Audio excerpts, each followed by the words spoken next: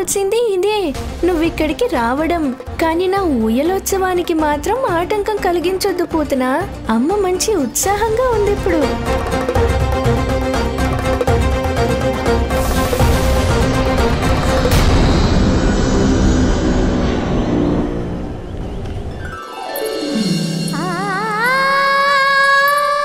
ఇదిగో త్వరగా పూర్తి చేయండి. పువ్వులు అక్కడ పెట్టండి, ఇది ఇక్కడ. ఏర్పాట్లలో లోటు రాకూడదు. అదే హారం కాస్త కిందకి తగిలించు. చూసావా కన్నయ్య, లోపల నిన్ను తయారు చేస్తుంటే బయట ఉత్సవ ఏర్పాట్లు జరుగుతున్నాయి. అంగరంగ వైభవంగా చేస్తారు నీ ఉయ్యాలోత్సవం. ఇక రామదండు వచ్చి నా తల మీద నాట్యం మొదలెట్టేలోపే నీ అలంకరణ పూర్తి చేయాలి నేను.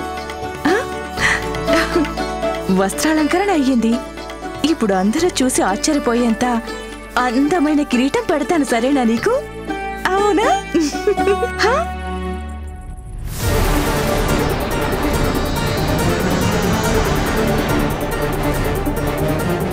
ఇక్కడ శిశువులొక్కరు కూడా కనిపించడం లేదు. ఊరంతటిని అల్లుకల్లోలం చేసైనా నా ఆహారాన్ని కనిపెట్టి తీరుతాను. ఈ రోజు ఏ విధ్వంసం జరగనివ్వను పూతనా. ఇందాక అమ్మ చెప్పిన మాటలు నువ్వు విన్నట్లు లేదు. ఈ రోజంతా ఆనందోత్సవాలే. చూడు కన్నయ్య, నచ్చిందా కిరీటం? చెప్పు, నచ్చిందా లేదా?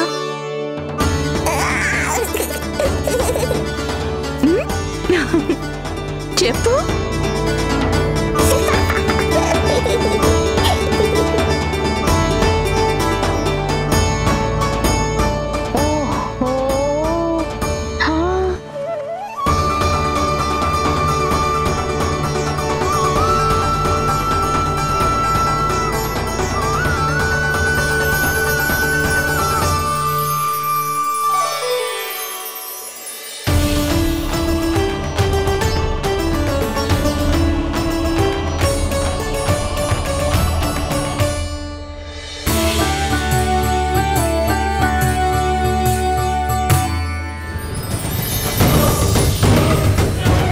నేను సరిగ్గానే గుర్తించాను, తానే విష్ణుమూర్తి. మా కన్నయ్య ముస్తాబు పూర్తయింది. నువ్వెంతగా మెరిసిపోతున్నావంటే ఆ మెరుపులకి కూడా కళ్ళు బయర్లు కమ్ముతాయి.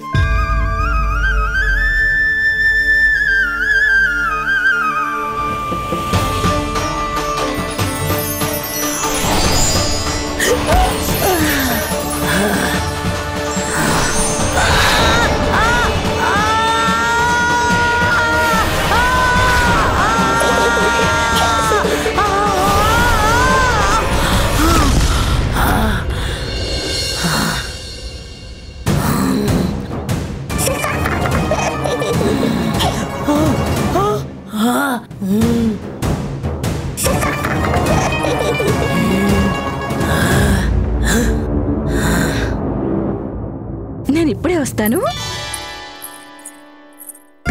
అలా కింద పడ్డావేం పూతనా? అర్థమైందా? నువ్వు వెతుకుతున్నది నన్నే. ఓహో, నువ్వేనా విష్ణుమూర్తి అవతారం? నిన్ను నువ్వే కంసుడికి యముడనుకున్నావు. నేను నీకు మృత్యువవుతాను విష్ణువు.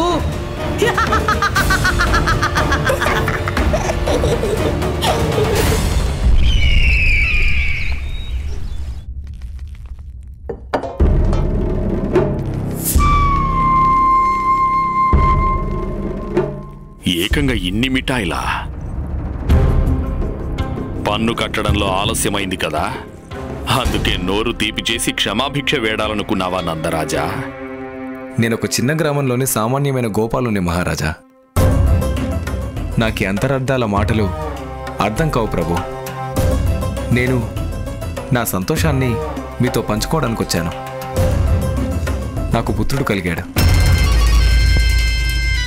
అవును, అది కూడా ఎన్నో సంవత్సరాల తర్వాత. అందుకే జాతకర్మల వల్ల ఆలస్యమైంది. ఎప్పుడు జన్మించాడు నీకా పుత్రుడు? ఎంతకాలం క్రితం? అది మొన్నే 6 రోజుల పండుగ చేశాం. ఊతన ఆహారంగా మరో సరికొత్త ఆహారం. నీ సంతోషంలోనే మిన్ను విరిగి మీద పడుతుంది. నీ కుమారుడికి స్వర్గవాసం లభించుగాక.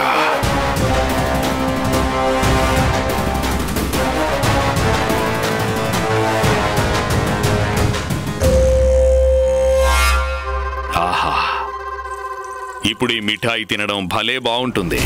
అభినందనలు నందరాజా, అభినందనలు. మహారాజా, ఈరోజు కన్నయ్యకి ఉయ్యాలోత్సవం జరుగుతుంది. మరి నువ్విక్కడేం చేస్తున్నావు నందరాజా? వెళ్ళు వెళ్ళు, నీ పుత్రుడి ఊయల ఉత్సవానందాన్ని పొందు. నా మాట విను నందరాజా. అదృష్టం తలుపు తట్టినప్పుడు దాన్ని వదులుకోకూడదు. పిడికిట్లో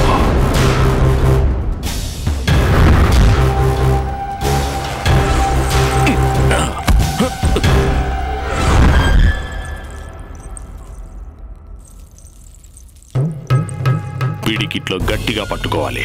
వెళ్ళు వెళ్ళు. చిత్తం మహారాజా.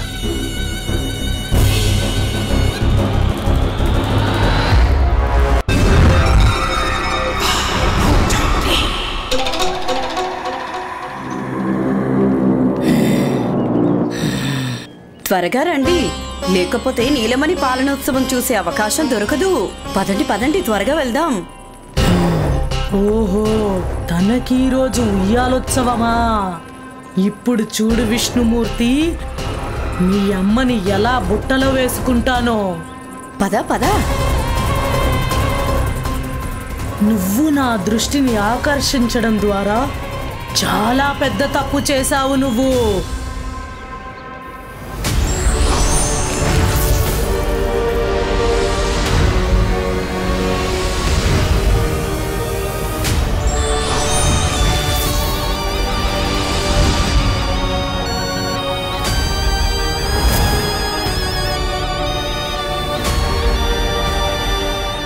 నువ్వు నన్ను ఏమీ చెయ్యలేవు హరి, కానీ నేను నీ అస్తిత్వాన్ని హరించి వేస్తాను.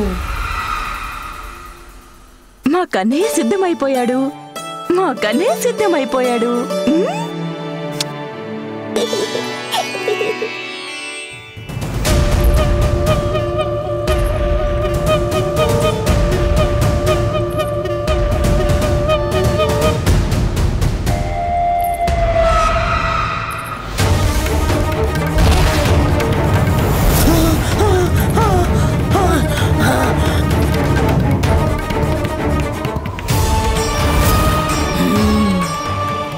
ఈరోజు ఆశ్లేష నక్షత్రం పోతున మరణయోగం.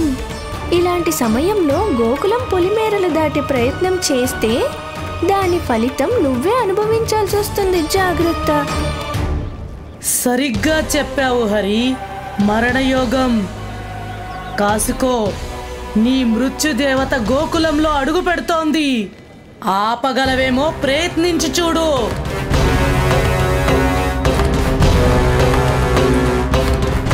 వినాశకాలే విపరీత బుద్ధి.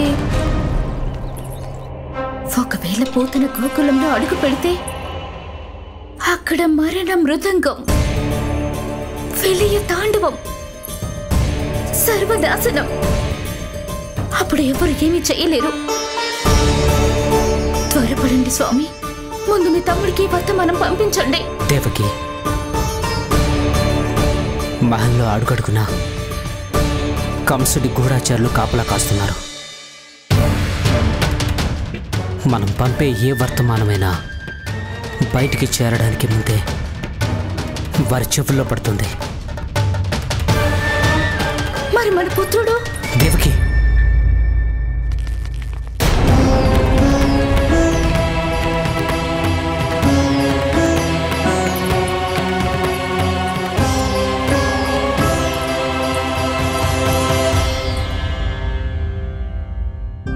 నందరాజా, సమయానికి వచ్చావు. అంతా క్షేమమే కదా? మీరిద్దరూ భయపడుతున్నారు ఎందుకు? ఈ నెల పన్ను కట్టడానికి వచ్చాను. ఇక్కడ పన్నంటి ఆడబిడ్డ పుట్టిందని కంసుడు మిమ్మల్ని కారాగారం నుండి విడుదల చేశారని తెలిసింది. మిమ్మల్ని కలిసి అభినందించడానికి వచ్చాను. అంతేకాదన్నగారు, నేను మీకు ఒక శుభవార్త చెప్పడానికి వచ్చాను. నారాయణుడి దయ వల్ల యశోదకు ప్రసవమైంది. కన్నయ్య వచ్చాడు మా ఇంటికి.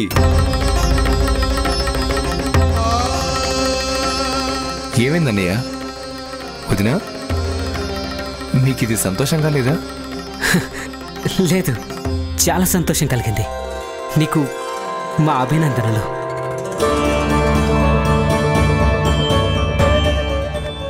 కన్నయ్య, నిన్ను గుండెలకు హత్తుకునే అవకాశం లేదు నాకు. కానీ ఏ గుండెలు నిన్ను హత్తుకున్నాయో, ఏ చేతులు నిన్నెత్తుకున్నాయో వాటిని నందుడు ఆలింగనం ద్వారా పొందగలిగాను.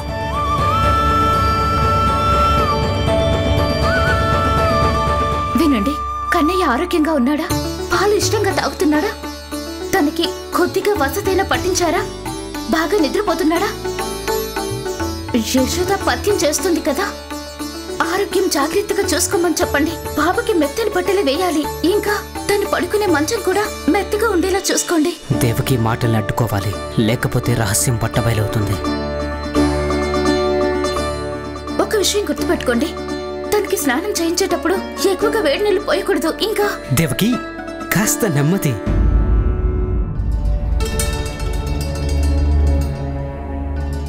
ఏకంగా ఇన్ని ప్రశ్నలు, ఇన్ని నియమాలు, సూచనలు.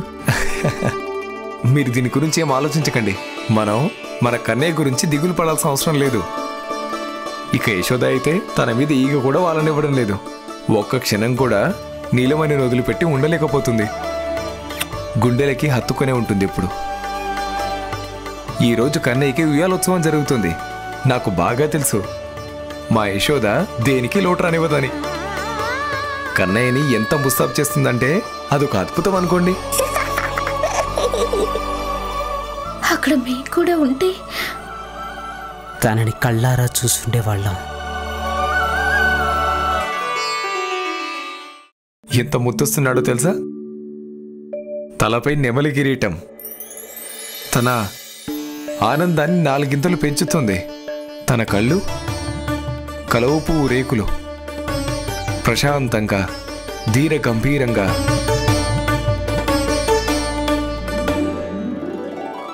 కానీ అల్లరి మాత్రం భరించడం కష్టం. నవ్వుని వర్ణించే మాటలే లేవు. అసలు ఎలా అనిపిస్తుందంటే మండుటెన్నెల్లో చల్లని శాంతి పవనాలు వీచినట్టుగా అనిపిస్తుంది.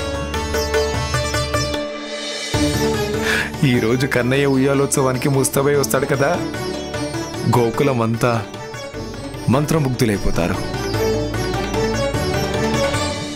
ఈరోజు కన్నయ్య ఉయ్యాలోత్సవానికి ముస్తాబై వస్తాడు కదా, గోకులమంతా మంత్రముగ్ధులైపోతారు. మంత్రముగ్ధులైపోతారు. మంత్రముగ్ధులైపోతారు.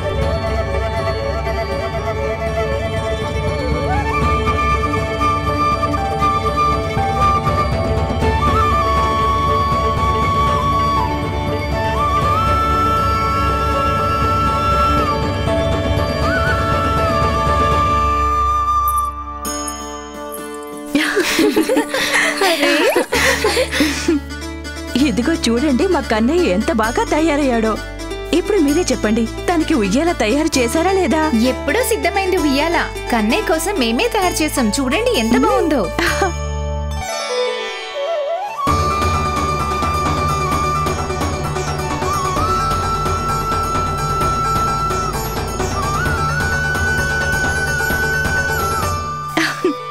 రా నాన్న.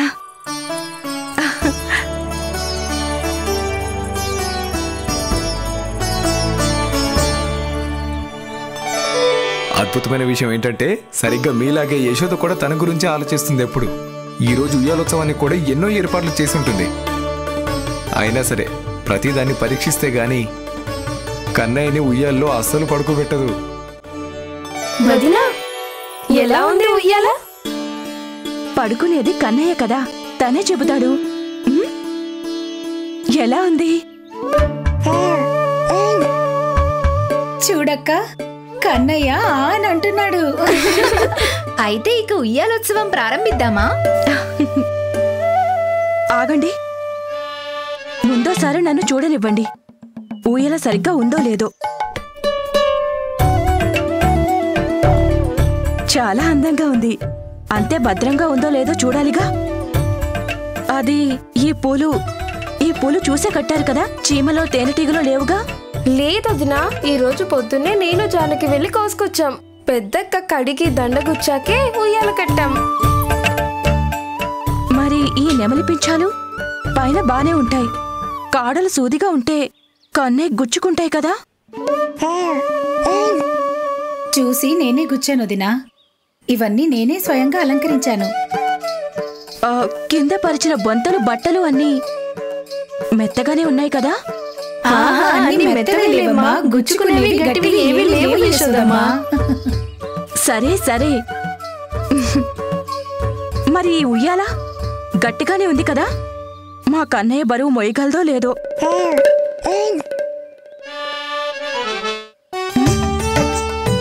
ఏం తలపట్టుకున్నారు?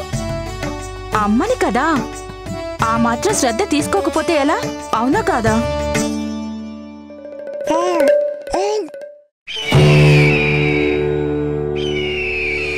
మీ మాటలు వింటుంటే నా అనుమానాలన్నీ తీరిపోయాయి. చాలా సంతోషం కలిగింది. ఇంకా రోహితకి ఎలా ఉంది? తన పుత్రుడు ఆరోగ్యంగానే ఉన్నాడుగా? చెప్పు సోదరా, రోహిణి ఎలా ఉంది? వాళ్ళకేం బంగారంలా ఉన్నారు.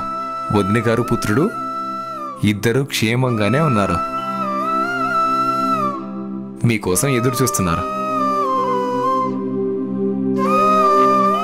సోదరా, మీ వదిన గారికి నా తరపున క్షమాపణలు చెప్పు. తనకి వివరంగా చెప్పాలి, నేను చేసిందంతా కేవలం తనని కంసుడి దురాఘాతాల నుండి రక్షించడానికే అని. తనకంతా తెలుసు. మీ పరిస్థితిని అర్థం చేసుకున్నారు ఆవిడ. ఇదిగో మాటల్లో మర్చిపోయాను, వదిన గారు మీకోసం పాలకోవా, మీ పాప కోసం వస్త్రాలు పంపించారు. మీ పాప ఎక్కడా? ఏమైంది?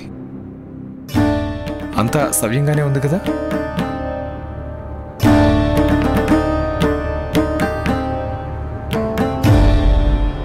ఆకాశవాణిగా నా 8వ పుత్రుడి గురించి చెప్పింది. దాంతో తను నా ఒడిలో నుండి నా బిడ్డను మాయం చేసేశాడు. తను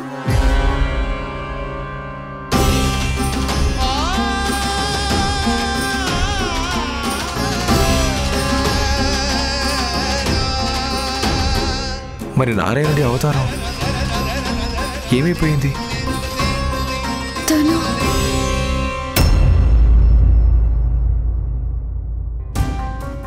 నారాయణుడి లీలలు ఎవరికి తెలుసు? కానీ ఎంతవరకు ఆ అవతారం మరణించలేదని తెలిసి కంసుడి ఆవేశంతో తన మానసిక సమతుల్యతని కోల్పోయాడు. అందుకే పూతన అనే ఒక భయంకర రాక్షసిని పసిబిడ్డలందరినీ అంతం చేయమని ఆదేశించాడు. ఎవరైతే 10 రోజుల్లోపు జన్మించాడు.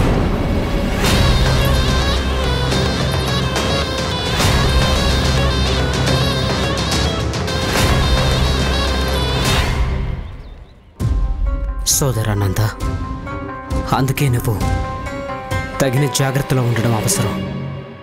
నీకు 7 రోజుల క్రితం పుత్రుడు జన్మించాడని కంసుడికి తెలిస్తే పెద్ద అనర్థం జరుగుతుంది. ఎప్పుడు జన్మించాడు నీకా పుత్రుడు? ఎంతకాలం క్రితం? మొన్నే 6 రోజుల పండగ చేసే మహారాజా.